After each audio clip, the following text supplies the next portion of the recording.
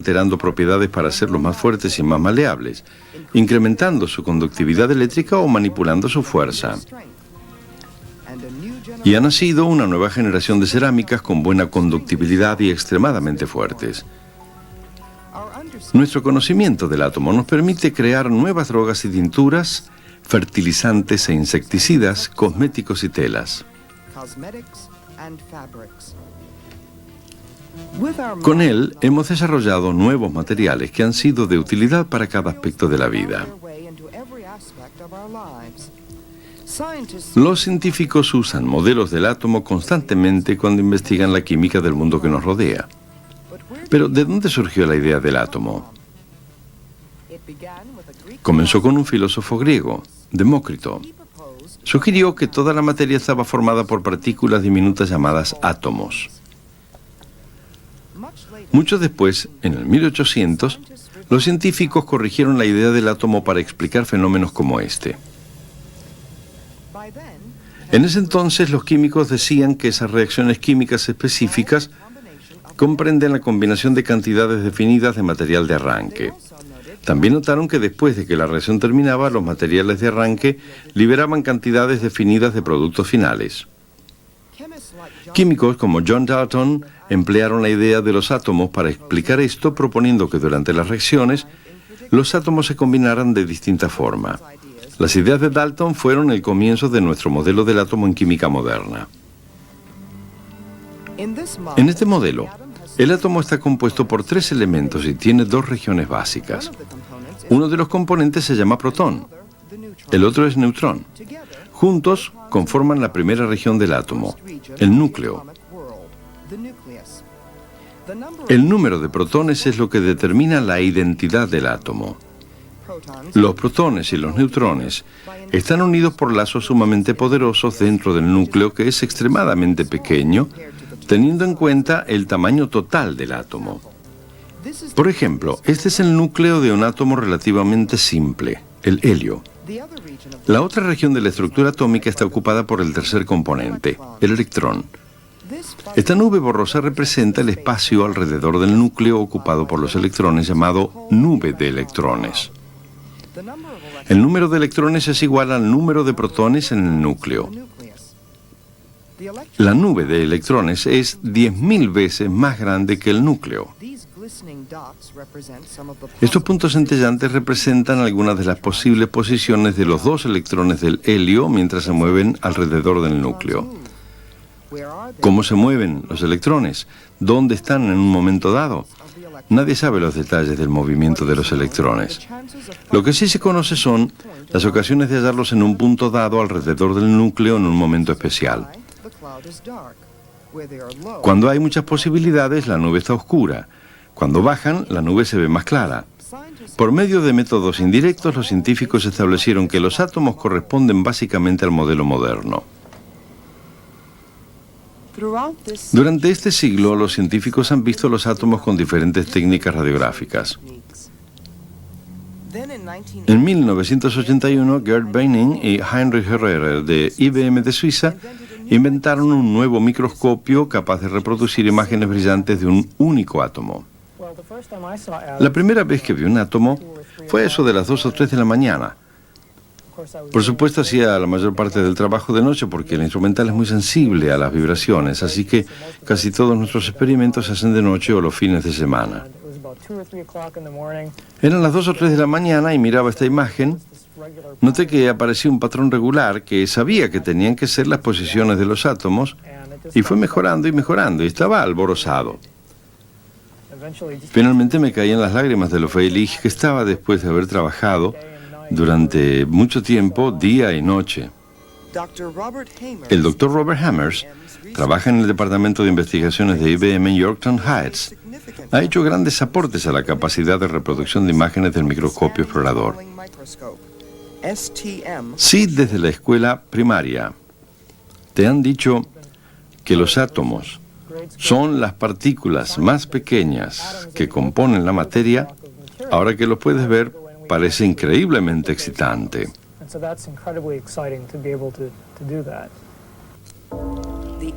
Este nuevo microscopio puede reproducir imágenes de 2 o 3 dimensiones o ambas y en colores. Aquí, cada cono es un átomo de silicona. Estas lanzas son los átomos del arsénico galio, un componente de los chips de computación. Y en esta imagen bidimensional podemos ver átomos de aluminio y silicona. Lo que sabemos del átomo en la actualidad es que está compuesto por un núcleo muy pequeño, formado por protones y neutrones, y que ese núcleo está rodeado de una nube difusa de electrones. Con el microscopio explorador estamos delineando los contornos de estas nubes de electrones. El microscopio usa una aguja extremadamente pequeña para trazar la forma de cada nube de electrones en un átomo, obteniendo imágenes como esta. Las imágenes de las partículas más diminutas de los elementos que nos rodean. Las imágenes de conceptos nacidos hace 2000 años. Imágenes del átomo. Una de las características únicas del microscopio explorador, además de ser uno de los pocos elementos con que se puede observar realmente los átomos, es su costo relativamente bajo y que brinda información tan valiosa. Creo que en 5 o 10 años cada departamento de química tendrá como mínimo un microscopio explorador.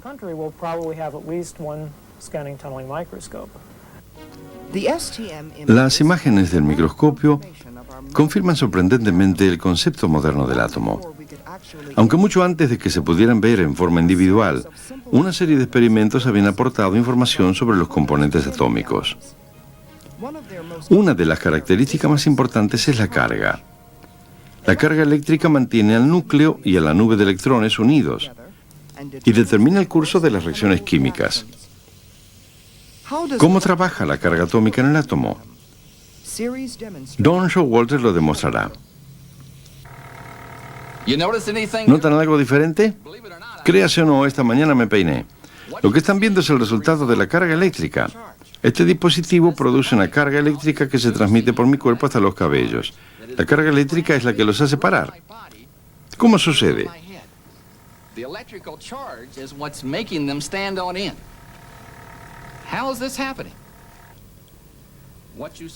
Lo que están viendo aquí son 4 pelotas de ping-pong cubiertas con una hojuela. Este es un hilo de vidrio. Si se lo frota con piel, se carga de energía positiva. La materia entonces se puede cargar de 2 maneras, positiva o negativa.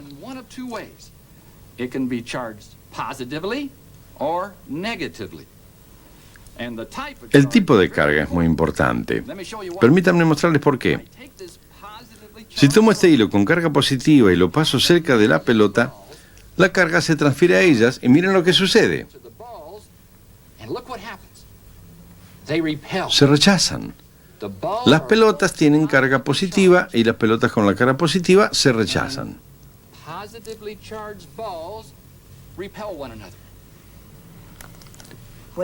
Cuando se les aplica carga negativa ocurre lo mismo. Las bolas tienen carga negativa y se rechazan. Ahora bien, ¿qué puede suceder si tomo una bola con carga negativa y la muevo cerca de esta pelota con carga positiva? Vamos a ver, probemos. Cuando las acercamos, miren, se atraen. Por lo tanto, la carga negativa atrae a la carga positiva.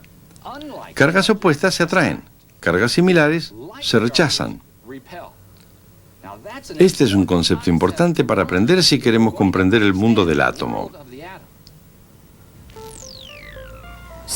En el átomo, las cargas positivas y las negativas se atraen, manteniendo al núcleo y la nube de electrones unidos. ¿Cómo se descubrió qué componentes eran los positivos y cuáles los negativos? Un dispositivo experimental desarrollado por William Crookes nos acercó la respuesta, el tubo de Crookes. Produce una brillante corriente de electrones. Por medio de los campos electromagnéticos, los científicos pudieron separar los electrones. Con este procedimiento demostraron que los electrones tenían carga negativa. En un experimento similar se descubrió otra partícula. Tenía carga positiva y se la bautizó protón.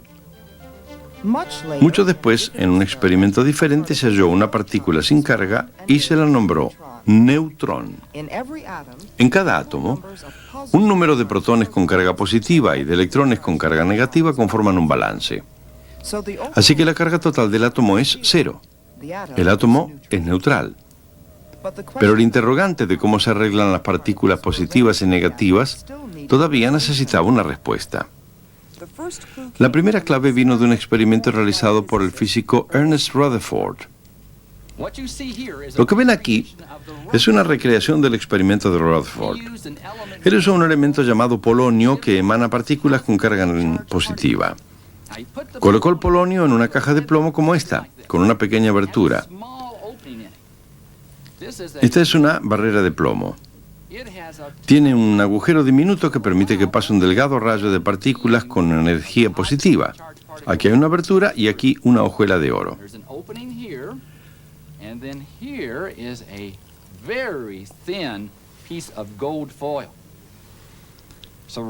Rodeando la hojuela de oro se halla este aro que está especialmente recubierto con un material de forma tal que cuando una partícula con carga positiva lo golpee, emita un haz de luz.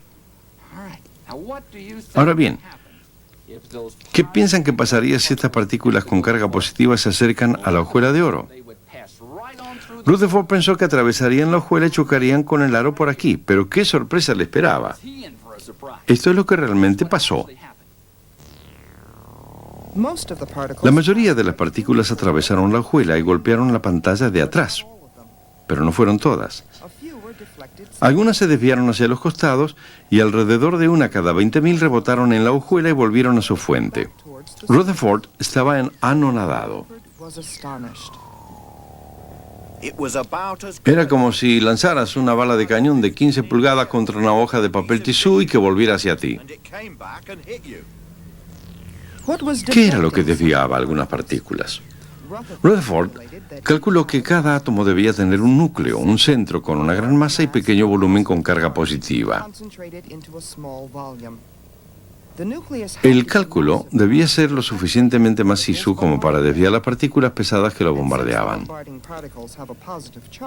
Y dado que esas partículas tenían carga positiva, entonces el núcleo tenía una carga positiva para rechazarlas.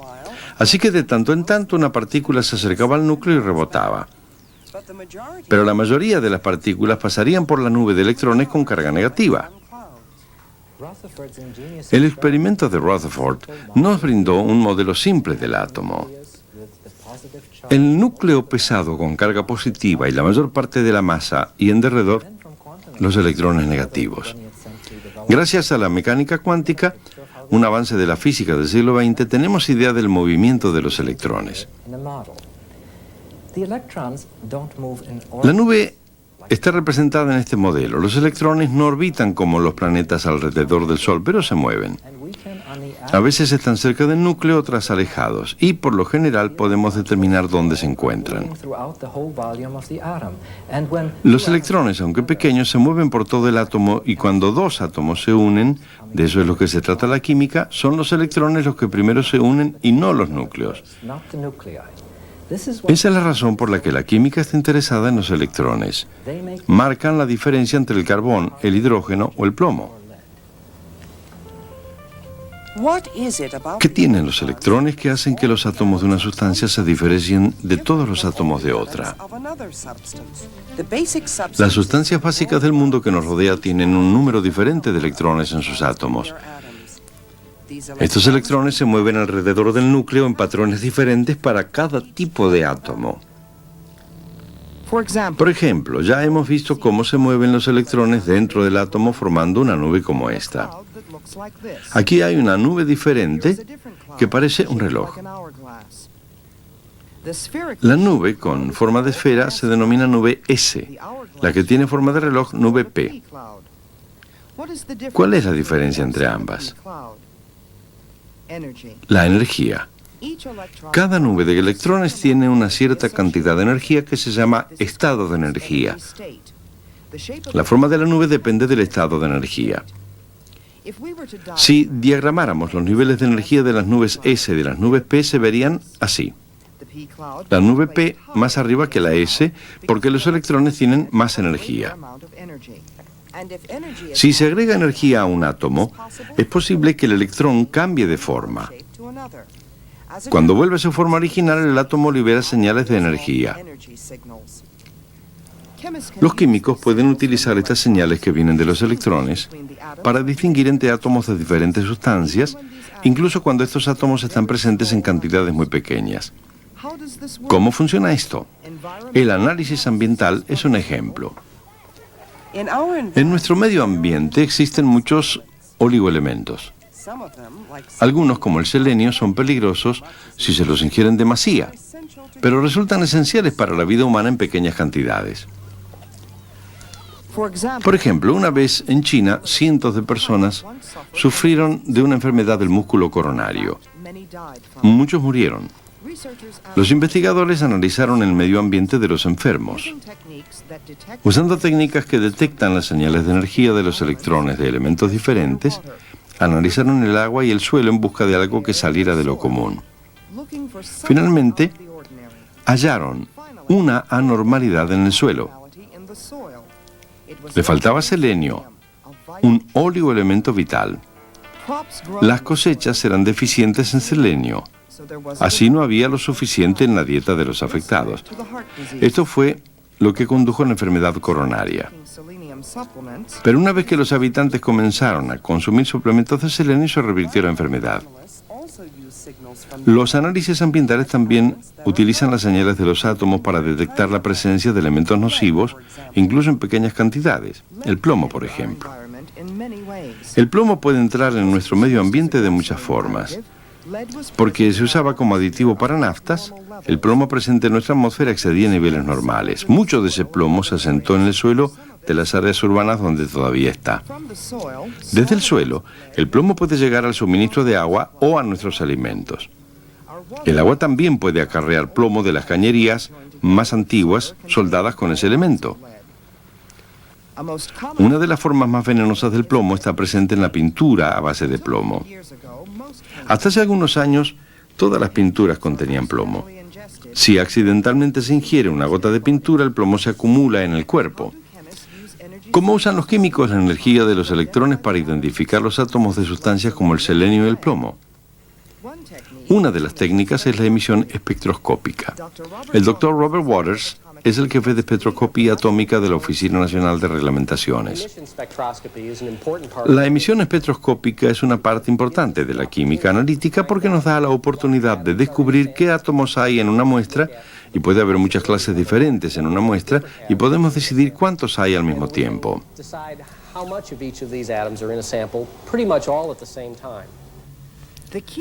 La clave de la emisión espectroscópica es el color.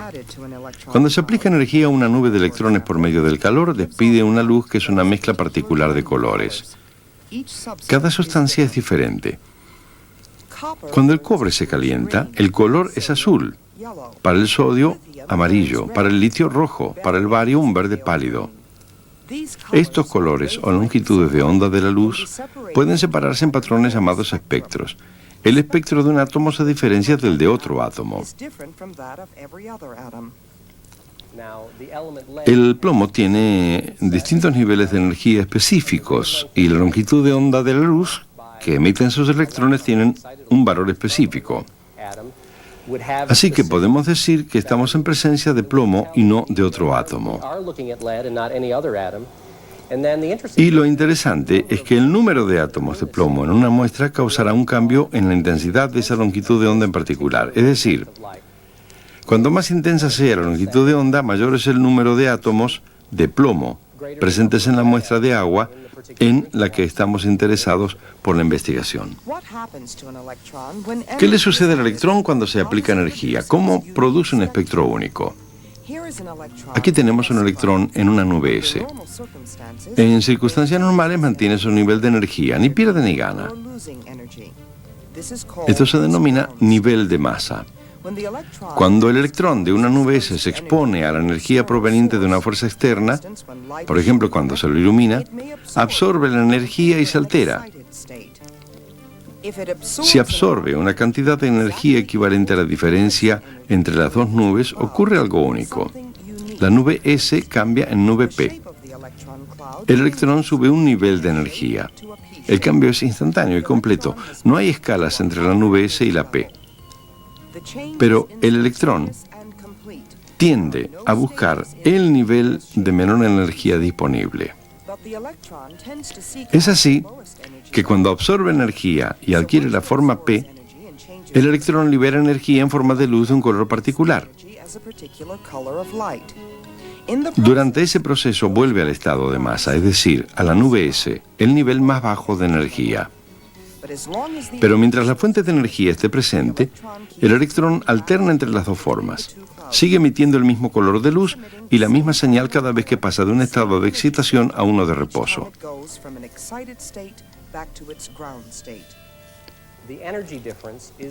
Para un átomo dado, en muchos casos, la diferencia de energía es específica. Entonces, en el caso de la espectroscopía, la longitud de onda de la luz indica qué diferencia de energía hay entre el nivel superior y el inferior, y por lo tanto, la longitud de onda, o el color de la luz, nos señala el átomo al que estamos mirando en primer término.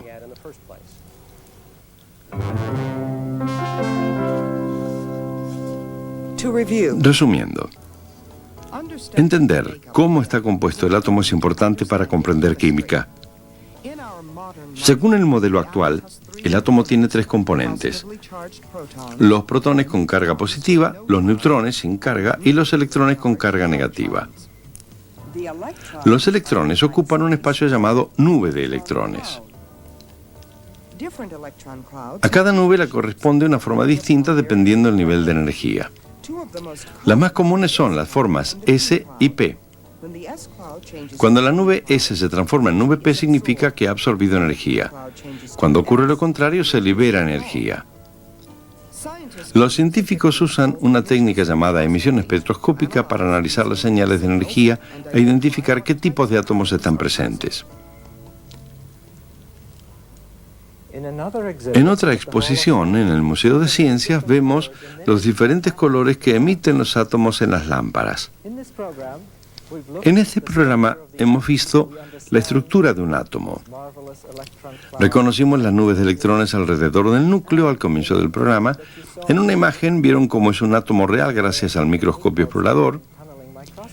La química, al igual que cualquier emprendimiento humano, opera en distintos niveles.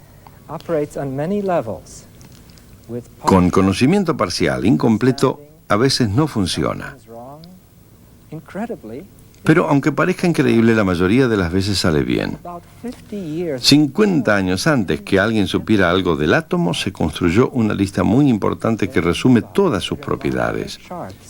Esta lista se llamó Tabla Periódica de los Elementos y será el tema de nuestro próximo programa. That chart, called the periodic table, is the subject of our next program.